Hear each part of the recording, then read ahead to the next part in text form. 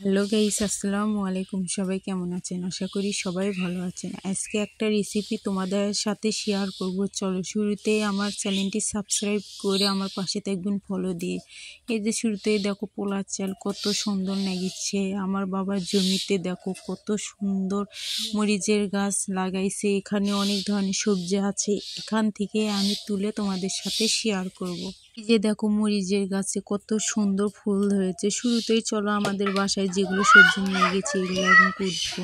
এই ডাঙ্গাগুলো আমি এই সাইজ করে প্রথমেই আমি কেটে নিচ্ছি। কেটে নেওয়া হয়ে গেলে এই যে আমার পরিমাণ মতন আমি এইটুকুই নিয়েছি, তোমাদের পরিমাণ মতন তোমরা নিতে পারো। আমাদের জমি টাটকা টাটকা মূলা, সেই জন্য আমি এর ভিতরে আমি মূলাও দিলাম। এই যে এই সাইজ করে আমি মূলাটা কেটে নিয়েছি, তোমরাও নিতে পারো এই সাইজ করে।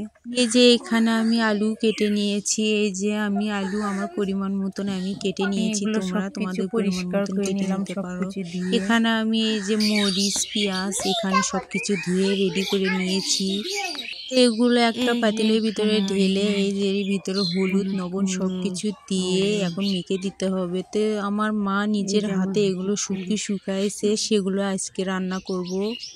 যেগুলো কুটে রেডি করে রেখেছিলাম সেগুলো এখন মেখে নিতে হবে। মেখে নেওয়া হয়ে গেলে এর ভিতরে সেই শুটকি দিতে হবে, দিয়ে ভালোভাবে মিক্স করে নেবেন। এগুলো ভালোভাবে মিক্স করা হয়ে গেলে এখন এর ভিতরে পরিমাণ মতন পানি দিয়ে নেবেন। এই যে এখন জাল ধরিয়ে দেবেন, দিয়ে এখন রান্না করবেন। না পর্যন্ত অপেক্ষা করতে হবে। রান্নার শেষে আপনাদেরকে ফাইনাল লুক দেখাবো।